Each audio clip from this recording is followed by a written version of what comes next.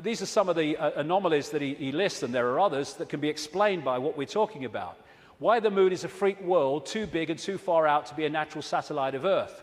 Why the moon has such shallow craters. Why some moon rocks are older than Earth and as old, at least, as the solar system. Why the moon seems inside out. Why the moon vibrates like a huge gong, transmitting tremors great distances around and through itself. How the moon can produce so many contradictions of data and findings. And I think it was in 2001, there was a series of people who spoke at the National Press Club in Washington who were insiders of government projects and space projects, etc., who came out to give evidence on things that they saw and were covered up and have never come to light. And one of them was this man, Sergeant Carl Wolf. He was a precision electronics photographic equipment engineer based at the Langley Air Force Base in Virginia. That's the CIA Air Force Base. One of the planes in 9/11 flew out of that and never got there, wasn't meant to. But what he told at the press club was that he was called across to part of this base where they were putting together what they called mosaics. As the craft were flying over the moon and photographing it, they were taking different photographs and piecing them together to complete the landscape. And they had a technical problem, so he went over to try to help them out with it. And then a guy there who was working with his mosaics showed him something of interest. And this is what he said at that presentation in Washington. Then he pulled out one of these mosaics and showed this base, which had geometrical shapes that were towers. They were spherical buildings, they were tall towers and things that looked somewhat like radar dishes, but they were large structures. If I compare it to what I have seen now, because I do have photographs that have artifacts in them that are similar to what I saw, they're massive. And this is a thing, you think about the moon, massive. This is a thing that comes up. The structures and technology and, if you like, spaceships that these people work with, some of them are absolutely enormous, beyond our comprehension, because they've crossed that Rubicon of understanding how reality works and therefore what possibility is. Some of these structures are half a mile in size. They're huge structures. Some of the buildings seem to have very reflective surfaces on them. A couple of structures that I saw reminded me of cooling towers at power generating plants. They had that sort of shape. Some of them were just very, very straight and tall with a flat top. Some of them were round. Some of them looked like Quonset huts and with a dome, a kind of like a greenhouse.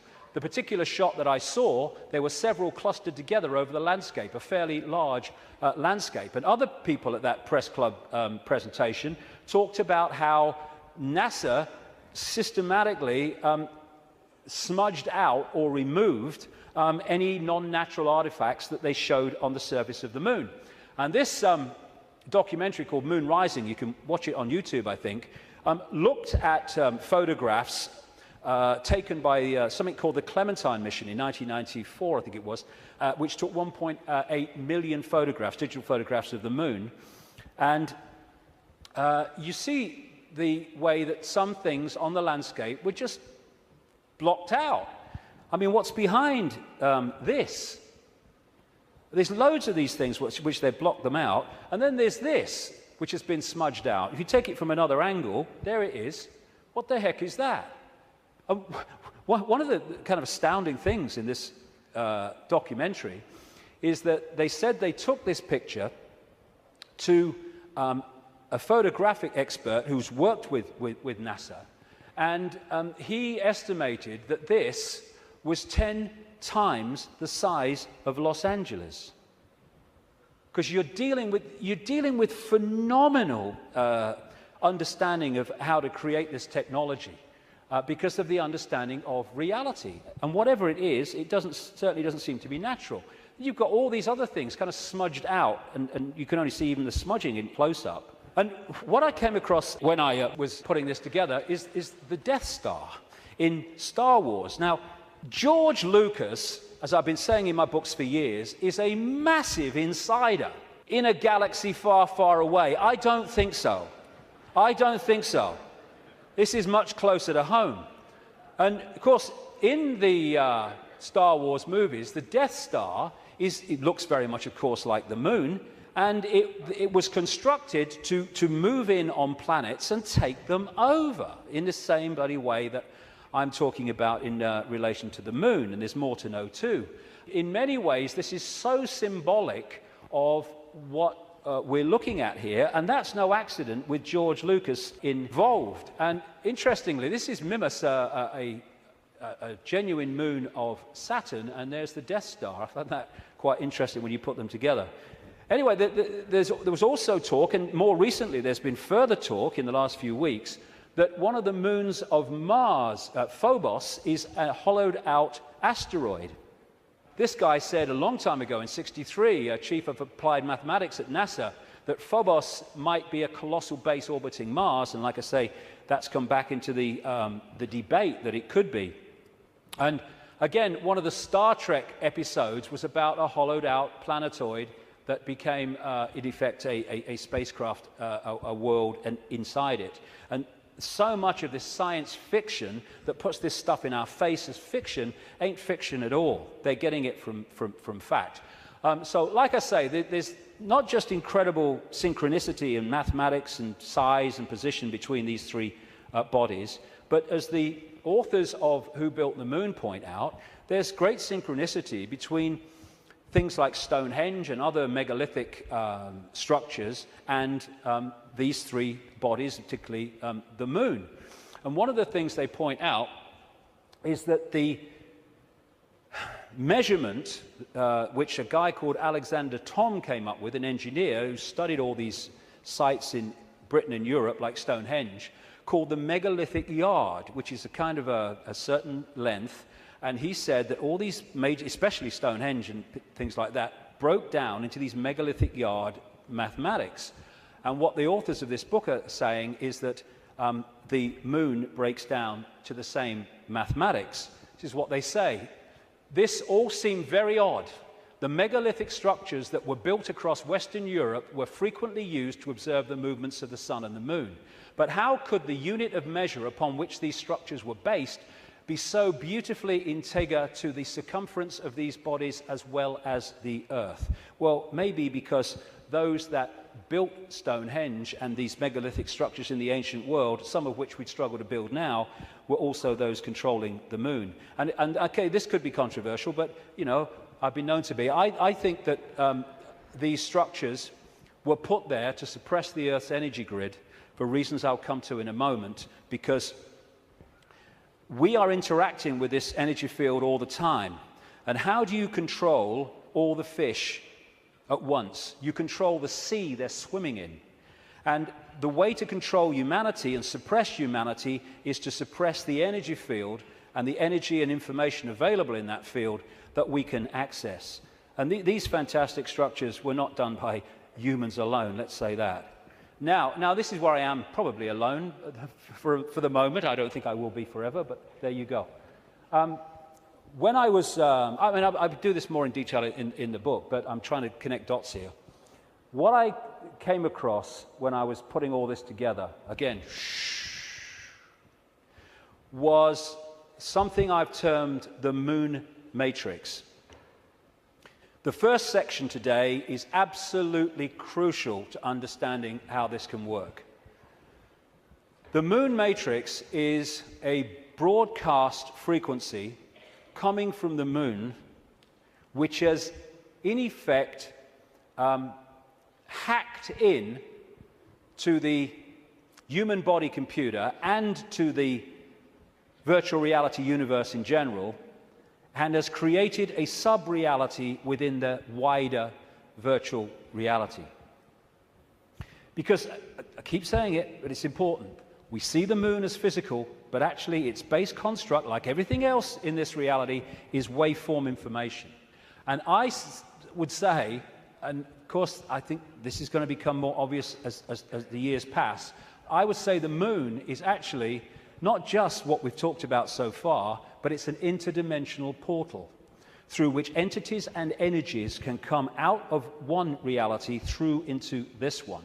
It's their means of entry. Its position, so perfect, as you'll see if you read not just my new book, but Who Built the Moon, its position in relation to the moon and the sun is so perfect because that has an effect on creating this sub-reality.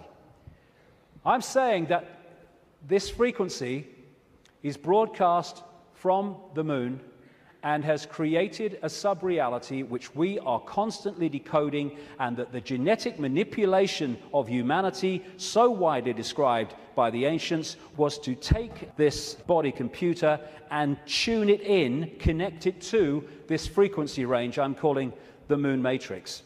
This is Neil Haig's concept of moonopoly. This is the world, the structure that we are experiencing. This box, recurring, round and round, limited world. And I am suggesting that we are being massively influenced. In fact, we have been turned into a hive mind by these broadcasts, which are holding us in a sense of limitation, to the point where it operates as a default mechanism. Soon as you start to awaken, if you don't keep it going and stick with it, then you'll default back, because the pressure of this moon matrix is pushing us into this tiny sense of limitation. So what virtual realities do is they basically hijack the five senses and get them to decode the information in the computer game and take it into reality. I'm saying that this moon matrix has done exactly the same, and it is part of the modus operandi of how planets are taken over in this way. Our five senses have been locked into something else, and we're decoding a fake reality. Basically, we are connected to this symbolically, which is a hive mind, which is why we are so herd-like when we weren't before. And if people are going, "Whoa, okay, what?" Just stick with me, because the layers will go on. What I've been talking about today is the fact that this base vibration from the black holes goes through this cycle, and it elicits different information in the form of photons from the suns, which we decode, and the reality changes. We go through different epochs. What I'm saying is that this moon matrix has hacked in to that photon energy stream and has done what the Chinese authorities have done to the computer system in China. They have stopped us accessing vast amounts of the virtual reality universe that we used to before. Now, if anyone thinks this is fantastic, that we could see things that aren't really there and not see things that aren't there, this is a new scientist. America has just switched from analog to digital television. In the short time of about a year that the analog frequencies are not being accessed because they're going to be filled up by other things like mobile phones, suddenly, for the first time, scientists can see and connect with radio waves from galaxies they couldn't before. Why couldn't they do it before? Because we were watching the flipping telly. Prior to the switchover in America, naturally occurring radio waves at frequencies between 700 and 800 megahertz were obscured by analog TV signals, preventing astronomers from investigating the universe using this band. The freeing up of this bandwidth is a once-in-a-lifetime opportunity to see galaxies in this range. Now, you imagine what is capable by this high technology in blocking frequencies so we can't perceive what's there and we perceive things that aren't there. That's what this is doing, I suggest. And I'll add more detail as we go along. In effect, we're operating within a bubble, a virtual reality bubble, within the wider virtual reality universe. And it's connecting in through our crystalline receiver transmission system, same with the Earth, and creating this situation where we are decoding a world that may even not be there, who knows, but certainly is different to the world we think it is. And we go back to this more accurately now. The matrix, I would say the moon matrix, is everywhere. It is all around us. Even now in this very room, you can see it when you look out of your window and you turn on your television.